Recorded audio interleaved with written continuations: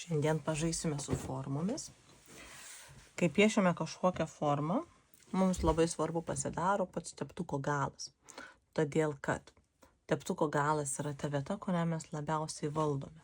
Tai jeigu aš noriu nupiešti kažkokią formą, tarkim, lapelį, ar ne? Tai aš galiu, jeigu noriu, ir piešti taip, taip šonu iš vienos pusės, iš kitos pusės. Ir galbūt man visai gražiai pavyks. Galimas ir toks variantas. Va. Bet jeigu aš piešiu lapą, va taip va iš vienos pusės, o va taip va iš kitos pusės, mano šita pusė tampa nebe tokia graži. Dėl to, kad teptuko galą aš kontroliuoju geriau, o kitos teptuko pusės aš taip gerai nekontroliuoju. Todėl jeigu aš noriu nupiešti kažkokią formą, aš pradėjau lapus, taip darysiu dabar lapus, tai aš teptuko galą visada nukreipiu į tą pusę, kurią aš piešiu. Tai jeigu piešiu šitą lapo pusę, aš teptuko galą nukreipiu į šitą pusę. Bet jeigu aš dabar piešiu šitą pusę, tai arba aš pasuku ranką ir teptuko galą nukreipiu į tą pusę, arba aš pasuku popieriaus lapą. Ir, sakysim, šitą pusę nukreipiu į čia ir tada pasuku popieriaus lapą ir vėl teptuko galą esu nukreipusi tą šoną, kurį piešiu. Užpildau šitą pusę. Atsuku atgal ir užpildau šitą pusę. Formos geriausiai piešiasi ir jas geriausiai galime kontroliuoti arba kai teptukas žiūri į tą pusę, į kurią mes piešiame, arba kai teptukas yra 90 laipsnių kampu. Atsimenat, kai piešiam pačias ploniausias linijas. Tai jeigu aš dabar norėčiau nupiešti čionai kažkokį lapą ir noriu, kad būtų aiški forma, aš galiu jį piešti iš pradžių liniją. Tada jisai išeina tikslesnis ir nelaukdama, kol linijos išdžius, aš kuo greičiau jį užpildau. Ir šį kartą aš užpildau nespausdama teptuko smarkiai, o labai švelniai. Nes kai aš piešiu va taip va iš šono, tai aš galiu ir smarkiai jį spausti. Kai piešiu iš šono, aš galiu smarkiau paspausti. O jeigu aš piešiu va taip va tą liniją ir užpildau, tada aš ne taip smarkiai spausdama, ploniau truputį spausdama užpildau. Ir ten, kur man reikia jau tiksliau, aš pasiimu teptuką už žemiau šiek tiek ir pasistatau jį 90 laipsnių kampu ir ten aš truputėlį tiksliau padarysiu tai, ką man reikia.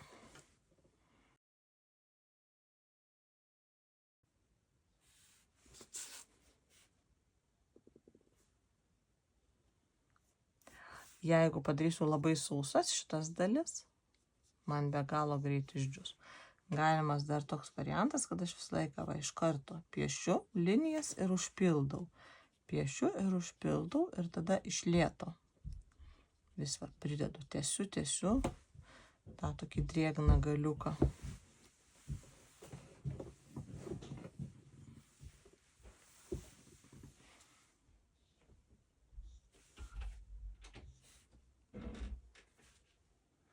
Dabar šitą pusę man lengva piešti, o šitą jau sunku. Tai aš, kai pasiekiu galą, pasistatau teptuką ir dabar aš nebe iš tos pusės, o nuo galiuko pradedu, nuo galiuko ir sujungiu.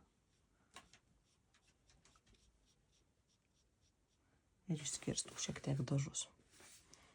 Va taip. Paspaudžiu ir atleidžiu. Paspaudžiu ir atleidžiu.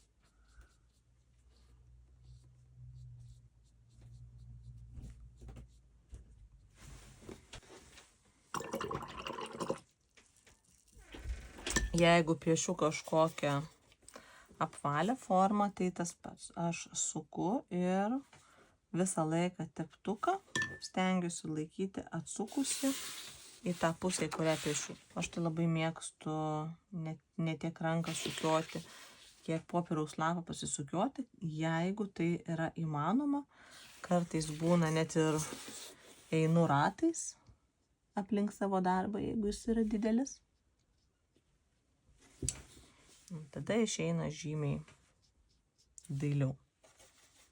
Galimas kitas variantas, kaip ir čia, ne, kad pirmą mes tą ratą apsipiešiam, bet šiek tiek drėgniau, ne, apsipiešiam, pastatę teptuką beveik 90 arba 90 arba kokio 80 laipsnių kampu su teptuko galiuku pasitikslinam ir kol šlapias, kol tos linijos neuždžiūvo, užpildom.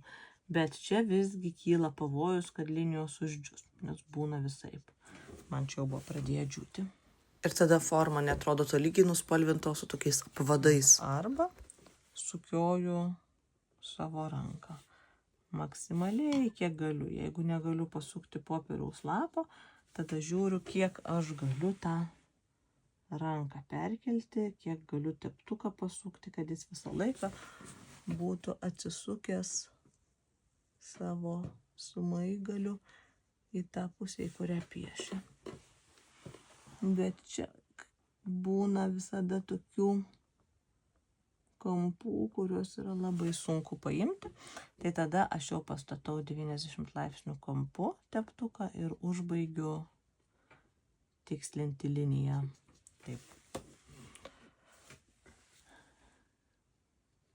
Tai tikslo apskritimą apskritai nėra lengva nupiešti. Jeigu aš nupiešiu labai plona ir sausa linija, jinai man labai greit susigers, labai greit išdžius ir aš visada turėsiu tą kontūrą. Tai būna kartais piešinių, kur mums reikia kontūro, tai viskas ok. Bet būna piešinių, kur visai nesinori turėti tą labai ryškų apvadą ir kontūrą. Tai pasitreniruokim šiek tiek, lieti akvarelę vos drėgniau. Jeigu bus per drėgna, visada galima sugerti, bet man net ir patinka, kai lieka kažkur šiek tiek tokių balučių, tai čia kaip jau jums norisi. Na va. Ir dabar užduotis yra pasirinkti keletą formų. Gali būti kažkokia kaip lapo forma, apskritimas, galime kažkur padaryti keletą kubiukų. Kubiukus aš irgi darysiu taip, kad nupiešiau, pasukau, nupiešiau, galiu net užspalvinti tą vidurį, ar ne? Dabar reikia šito krašto. Pasitikslinu šitą kraštą, atsukusi teptuko galą į išorę, vėl pasuku darbą ir vėl nupiešiu atsukusi teptuką į išorę. Ir su teptuko galu patikslinu kampus. Ir būna, kad dabar jau man šita dalis išdžiūvo, tai aš norėdama suvienodinti akvarelės drėgnumą, dar galiu taip va, dar kartą išskirstyti visą. Tai mūsų užduotis bus padaryti keletą formų. Kažkas organiško, tokio gamtiško, kažkas apvalaus ir kažkas tokio grinai kampuoto. Vėl tos pačios dvi technologijos, ne, vienas sukiojant, kitas pastatant teptuką didesniu kampu ir taip būtinai gana šlapiai pasidarom linijas ir taip pat ganėtinai taip stačiai pakeltų teptuku užspalvinam.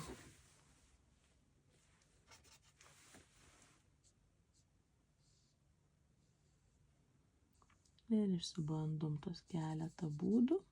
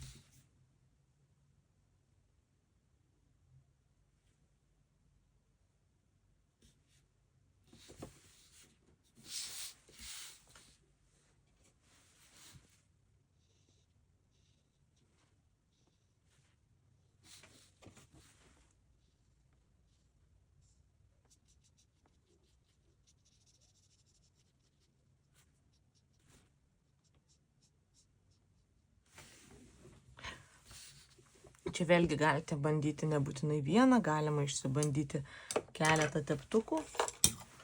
Galbūt kai kurioms užduotims labiau tiks teptukas kirstų galų.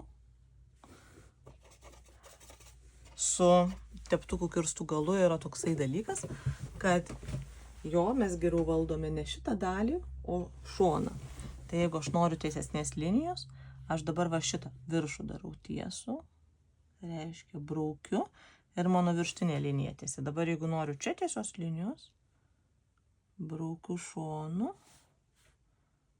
va čia va braukiu šonu ir čia.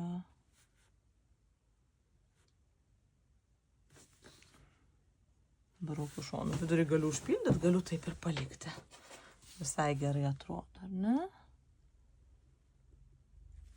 Šitaip. Šitaip.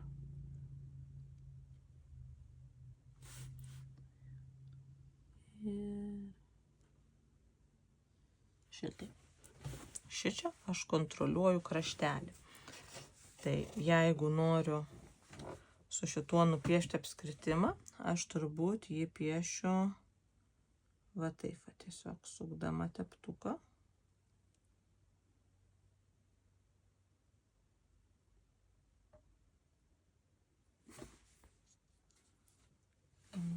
Bandysiu dar kartelį pasukti, nes išdžiūvo.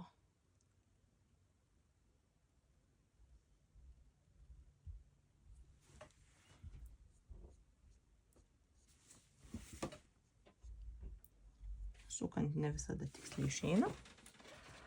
Arba, pavyzdžiui, jeigu aš su šituo piešiu apskritimą, tai aš ne galą, o aš dabar visą laiką stebiu va šitą va šoną. Ir piešiu šoną. Dabar pasuku dabar šitą šoną stebiu. Ir suku, suku, suku.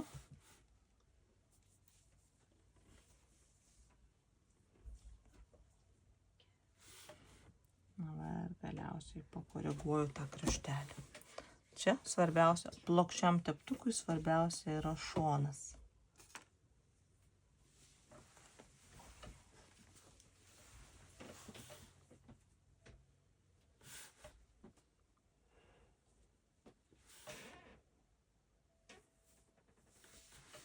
Galima vėlgi pasukti lapą ir pasitaisyti, jeigu reikia.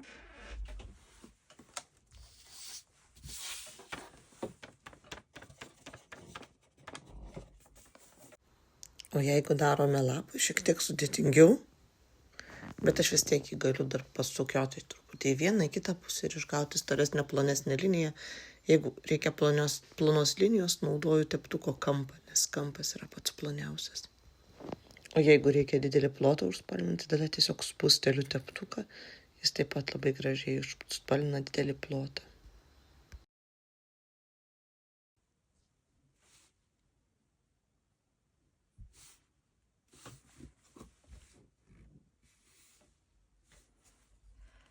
Jeigu darau šito teptuko, šito lapo apačią, tai ją tiesiog va taip irgi suku kaip apskritimą. O kai keliauju į viršų, ten kur turi būti plonas, aš galiu teptuką pasistatyti ir atsukti tą plonąją pusę.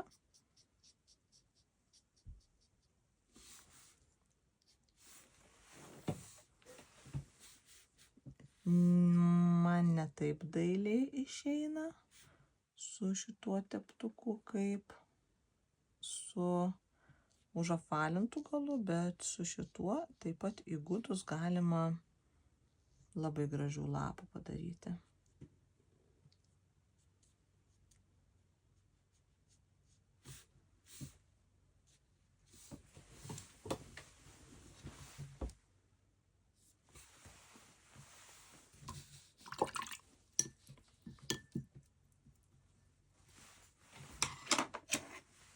Ir galiausiai visas tas pačias formas išbandysiu dar su plonutėliu teptuku.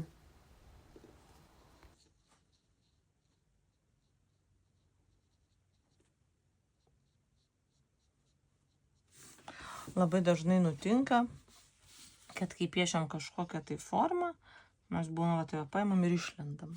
Tai tada tokiu atveju aš visada, kol dar šlapias, taisau formą ir didinu, kad tas išlendimas pasislėptų. Bet didinti reikia labai atsargiai, kad paskui vėl nenudidinti per daug, kad nebūtų taip, kad buvo truputį užlindę, aš taisiau ir, pavyzdžiui, čia kažkur jau išlindau. Tada aš vėl čia didinsiu, tada vėl kažkur išlysiu ir paskui man gali išsididinti iki labai labai didelio.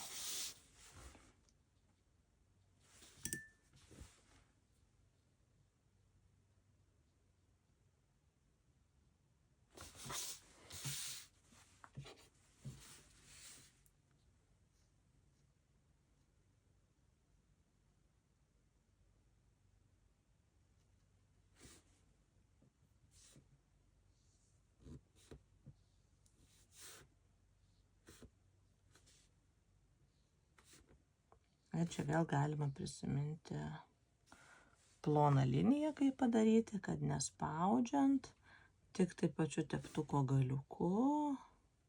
Stengiamės prilaikyti ranką, ne, kad nedrebėtų per daug. Na va. Ir užsipildom formas. Štai tiek. Gero darbelio.